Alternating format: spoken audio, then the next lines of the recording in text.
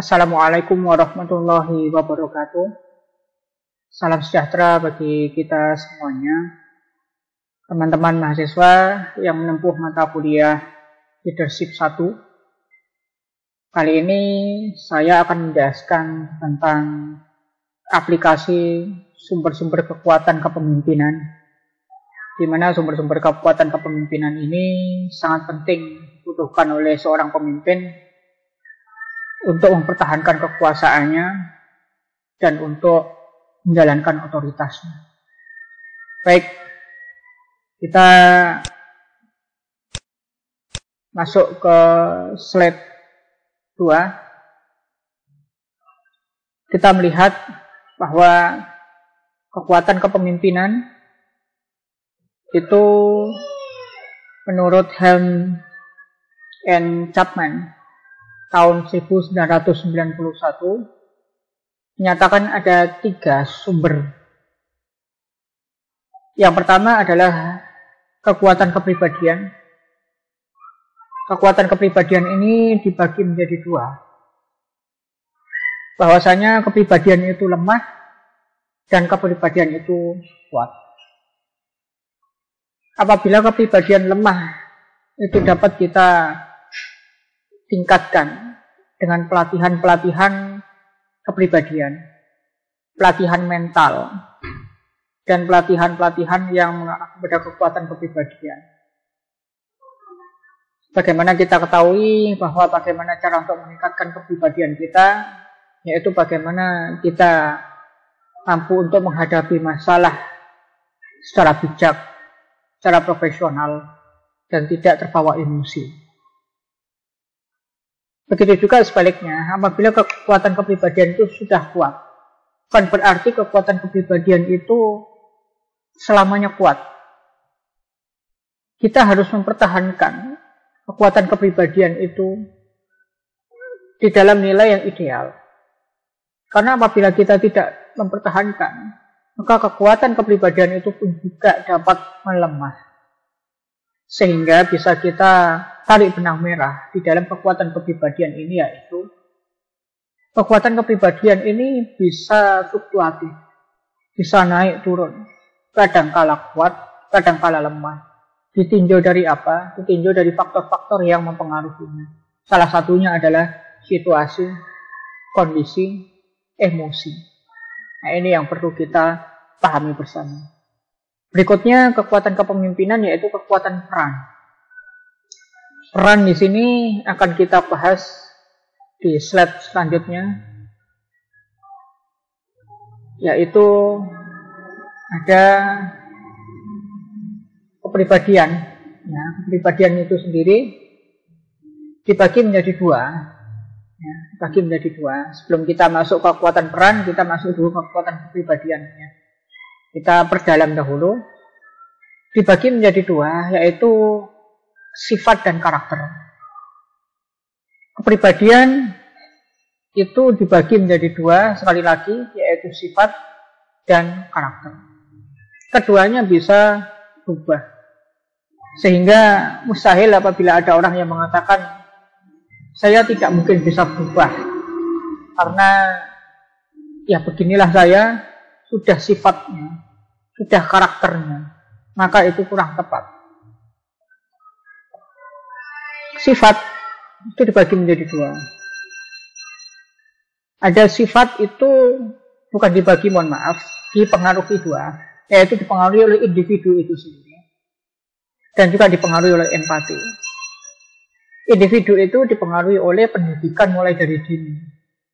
Mulai dari ibu, bapak yang mengajarkan kepada mereka satu tata cara, satu pola perilaku, ya, yang itu terus bertumbuh dan melekat kepada dirinya. Sebagaimana apabila di dalam agama Islam tentu kita mengetahui bahwasanya yang namanya manusia tatkala lahir itu fitrah. Artinya di sini polos, bersih.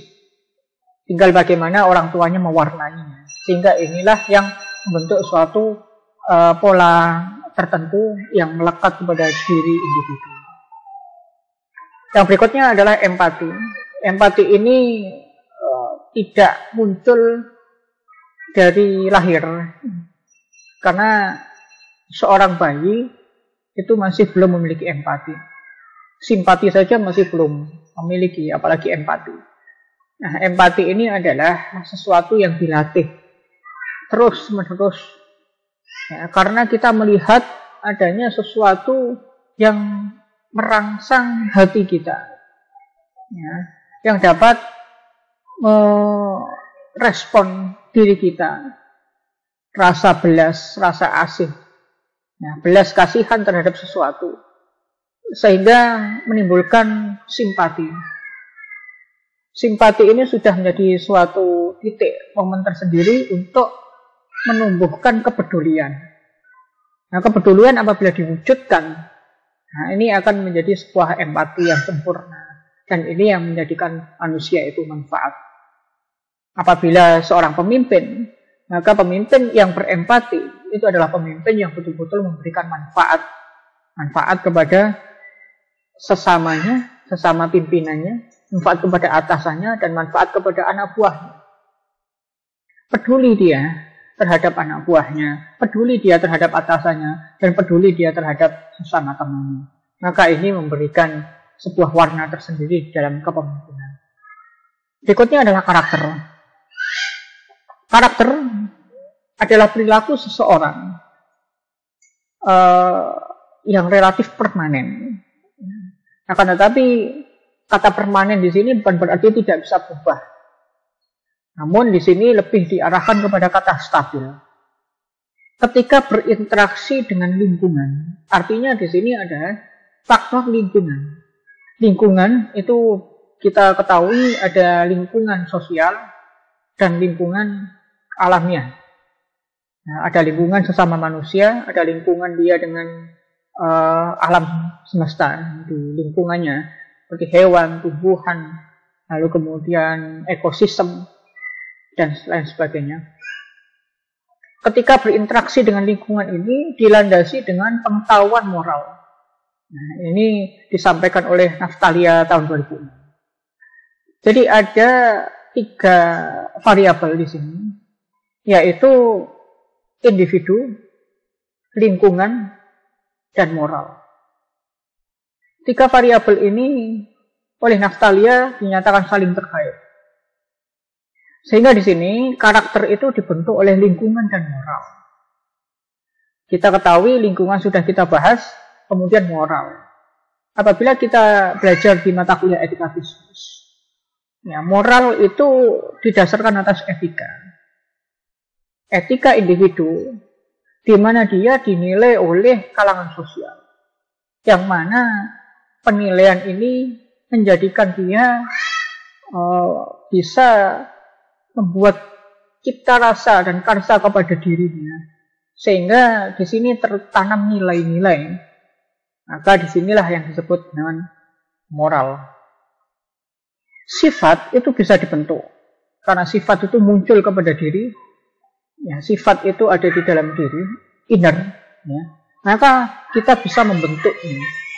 Kita bisa membentuk sifat itu, baik itu sifat yang positif maupun sifat yang negatif. Secara aplikasi, secara contoh. Kalau di dalam agama Islam ada hadis menyatakan la tahzan, jangan kamu marah. Suka marah ini sifat. Ini bisa dibentuk menjadi jangan marah, artinya jangan kamu memiliki sifat marah.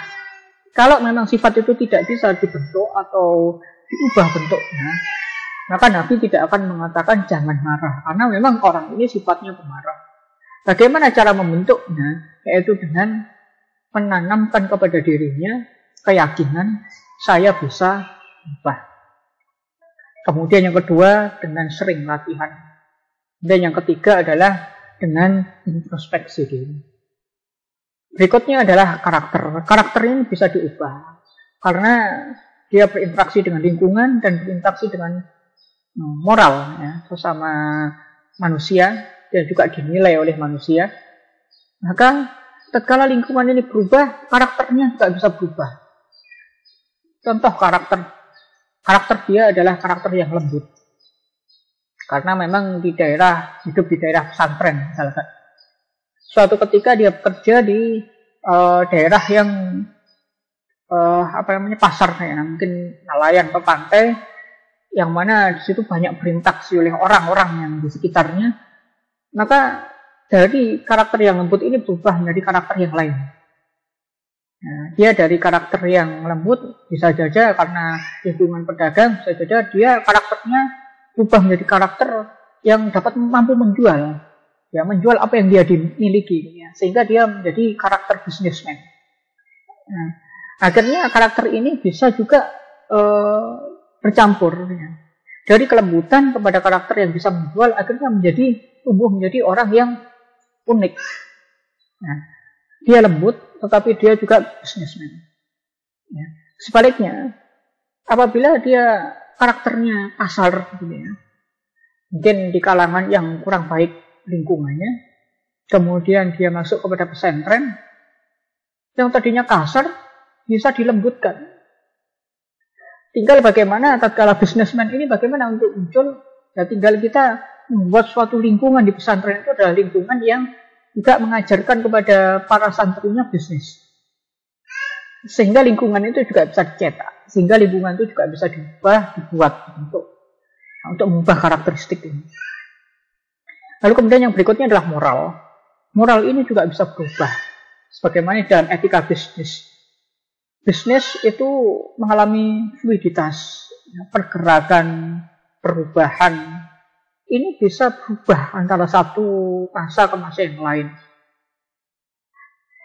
Seperti halnya dahulu, mungkin kita melihat bahwa orang yang menggunakan jas dan dasi, khususnya di Nusantara, ya, itu tampak aneh. Kalau memakai jas dan dasi, itu pikirannya ke kolonial, ya. Tetapi seiring dengan kemerdekaan, seiring dengan fluiditas manusia, peran dan waktu, maka itu sudah menjadi sebuah maklum tersendiri. Ya, orang-orang sudah maklum pakai jas, pakai dasi itu bukanlah kolonial. Bahkan itu merupakan sebuah lambang atau ciri yang melekat kepada seorang yang memang memiliki tingkatan kepemimpinan seperti manajer, ya, direktur. Nah, ini memakai dasi dan memakai jas. Nah, sebaliknya juga moral itu juga bisa ditetapkan tatkala memang masyarakat di situ sudah menjadikan moral itu sebagai suatu nilai. Nah, jadi namanya nilai moral. Contoh misalkan apabila kita melihat laki-laki dan perempuan bukan mahramnya masuk di dalam suatu ruangan, nah ini secara moral ini sudah tidak baik. Secara moral, secara etika sudah menyalahi, secara moral sudah tidak baik. Apalagi terjadi perzinaan umpamanya, maka ini disebut sebagai nilai-nilai moral yang sudah dilanggar, artinya amoral. Nah, itu. Jadi moral ini bisa berubah dan juga dapat diubah. Orang yang moralnya kurang baik bisa diubah menjadi baik moralnya dengan cara mungkin punishment, hukuman, nasihat, introspeksi, dan sesuatu yang menjadikan dia berkenan untuk berubah moralnya. Orang yang kurang bijaksana dapat berubah menjadi bijaksana sifatnya. Namun untuk moralnya yang tadinya dia mungkin suka berbicara yang kotor, mungkin tatkala emosi dia bisa merubah dirinya berbicara yang lebih baik tatkala emosi. Oke, next untuk slide berikutnya. Sifat pribadi kepemimpinan itu ada 5. Ada 5 sifat yang melekat kepada jiwa seorang pemimpin. Apabila pemimpin yang memiliki sifat, kelima sifat ini, diharapkan pemimpin itu dapat sukses. Yang pertama adalah keinginan berprestasi. Seorang pemimpin harus memiliki motivasi untuk berprestasi, untuk meraih posisi puncak. Apabila kita tidak memiliki keinginan untuk meraih posisi puncak untuk berprestasi, maka tidak mungkin dia menjadi seorang pemimpin. Tidak mungkin dia mengerahkan kekuatannya untuk mempengaruhi orang lain. Tidak mungkin dia ingin meluaskan otoritasnya sebagai pemimpin. Maka keinginan berprestasi ini maklum adanya dimiliki oleh jiwa pemimpin. Berikutnya adalah menerima otoritas. Apabila otoritas berarti ini di kepemimpinan formal, di mana dia masuk ke suatu organisasi, ke suatu lembaga, atau ke suatu perusahaan yang memiliki kode etik. Setiap organisasi, lembaga, perusahaan itu memiliki kode etik. Kepemimpinan pun juga ada kode etik. Nah, kode etik itu salah satunya mengatur tentang otoritas. Sebagaimana pertemuan yang lalu sudah kita bahas bahwasanya otoritas itu adalah wilayah kekuasaan kepemimpinan. Sehingga seorang dekan fakultas ekonomi tidak dapat memimpin di fakultas hukum. Karena otoritas dia adalah di fakultas ekonomi. Kecuali apabila rektor, maka rektor itu otoritasnya adalah meliputi satu kampus itu. Fakultas ekonomi, fakultas hukum, fakultas teknik, dan fakultas yang lain.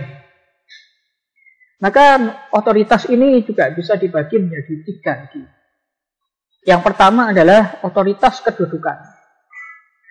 Otoritas kedudukan ini adalah tatkala dia meningkat, maka otoritasnya lebih luas.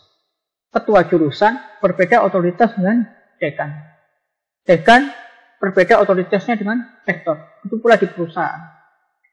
Antara direktur dengan manajer sudah berbeda otoritas. Kemudian otoritas kompetensi. Otoritas kompetensi ini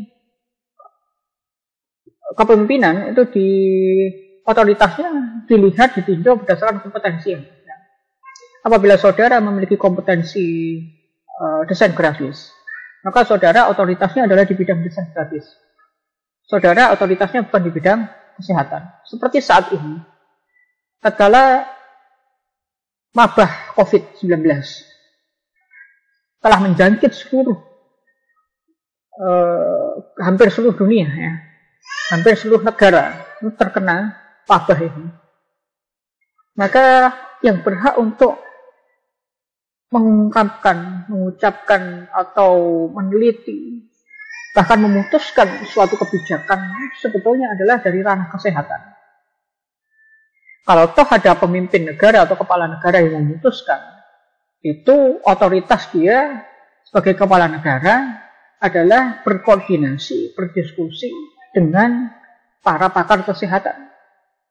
Sedangkan orang-orang sipil, non-kesehatan, yang tidak memahami tentang kesehatan, sebaiknya adalah merujuk kepada otoritas kesehatan. Apabila dia melakukan penelitian sendiri, apabila dia melakukan dugaan tersendiri, bahkan membuat suatu hipotesis sendiri, dikhawatirkan ini menyalahi otoritasnya, karena ilmunya juga beda. Seseorang yang memahami tentang kesehatan, tentang mikrobiologi virus, ya, dengan juga pakar kesehatan dan juga pakar biologi, ini sudah memiliki ilmunya, sehingga ia memutuskan awalnya adalah orang yang sakit saja yang menggunakan masker, itu karena memang saat itu virus itu diketahui dan juga pandemiknya diketahui belum separah ini. Sedangkan tatkala virus itu bermutasi kepada hal yang dikhawatirkan, yaitu tanpa gejala, OTG, orang tanpa gejala, dia tidak sakit, dia tidak demam, tidak sesak napas, tapi dia membawa virus, artinya karir. Disinilah pakar kesehatan langsung memutuskan bahwasanya sehat maupun sakit menggunakan masker. Itu wajar di dalam dunia ilmiah, suatu keputusan yang berbeda. Kemudian adalah otoritas kepribadian. Ini apabila di dalam agama disebut sepupu. Nah, jadi ada kepribadian karakter tertentu di mana apabila kepribadiannya seperti ini, maka dia dengan golongannya seperti ini. Nah, itu wajar. Nah, kalau kita melihat bahwasanya otoritas kepribadian ini bisa dikatakan sekufu. Namun ini juga gampang berubah kalau otoritas kepribadian itu sendiri belum ada suatu teori yang kuat untuk melandasi otoritas ini. Berikutnya adalah sifat kepemimpinan adalah disiplin diri. Seorang pemimpin itu harus memiliki sebuah disiplin diri. Artinya dapat membagi waktu dengan baik, membagi kerja dengan baik. Apabila kita melihat ke kepemimpinan 3, yaitu kepemimpinan modern saat ini. Apabila kepemimpinan 3 ini yang dibagi bukan lagi waktu, namun yang dibagi adalah energi. Tatkala kepemimpinan 1 ini klasik, kita membagi waktu dengan sebaik-baiknya. Waktu kita bagi sesuai dengan porsinya. Namun kepemimpinan 3 tidak, membagi energi. Boleh jadi pada saat malam kita kuat kerja, dan siang kita ada lowong waktunya, maka siang kita tidur boleh, malamnya kita bekerja. Sekali lagi tergantung dari fluiditas, dan juga tergantung dari faktor-faktor yang mempengaruhi. Contoh, apabila saudara bekerja di malam hari, maka waktu malam ini adalah untuk bekerja. Apakah ini etis? Kalau zaman dahulu tidak etis, karena malam pada zaman dahulu tidak ada penerangan yang cukup pada zaman revolusi industri. Itu mungkin lampu masih remang-remang. Tapi saat ini pencahayaan teknologi sudah mendukung untuk itu. Sehingga tatkala malam hari untuk kerja itu tidak ada masalah. Siang harinya justru dia digunakan untuk istirahat. Yang penting energi kita bagi dengan baik. Disiplin di sini adalah dia memang betul-betul dapat membagi waktu dan energi dengan baik dan menanamkan karakter dan menanamkan pada diri sendiri, saya harus melakukan ini tatkala saya sudah schedule ini dan merencanakannya. Oke. Berikutnya adalah kreativitas. Pemimpin itu dituntut untuk berkreativitas. Tuntutan ini merupakan tuntutan yang cukup tinggi. Karena masing-masing manusia saat ini dituntut untuk melakukan kreativitas perubahan yang positif. Apabila seorang tidak kreatif, maka tidak mungkin ada suatu perubahan yang positif. Stagnan. Maka dari itu tatkala pemimpin tidak berkreasi, maka tidak mampu untuk menghadapi fluiditas yang demikian pesatnya untuk saat ini. Termasuk juga menghadapi permasalahan-permasalahan yang silih berganti. Sesuai dengan perkembangan perusahaannya, sesuai dengan perkembangan pesaing, sesuai dengan perkembangan pasar. Maka di sini kreativitas harus dituntut sebagai seorang pemimpin. Kemudian adalah delegasi. Seorang pemimpin tidak boleh merasa dirinya memiliki anak buah sehingga anak buahnya yang disuruh terjun terus sehingga dirinya terus di balik layar. Tidak. Justru pemimpin itu adalah dia yang memiliki karakter, yang memiliki sifat kepribadian, mewakili teman-temannya, mewakili anak buahnya, mewakili perusahaannya. Maka dari itu tatkala kita melihat bagaimana kepala negara mewakili negaranya, maka dia, seorang kepala negara itu betul-betul berdandan, betul-betul membentuk dirinya sebagai wakil dari negara itu sendiri. Karena di sini dia sebagai delegasi dinilai satu orang itu bisa mewakili seluruh negaranya. Maka di sini sebagai seorang pemimpin dia sadar, dia sebagai seorang delegator, maka dia harus memiliki jiwa delegasi. Slide berikutnya adalah kekuatan peran, di mana kekuatan peran ini kita sorot menghadapi perubahan.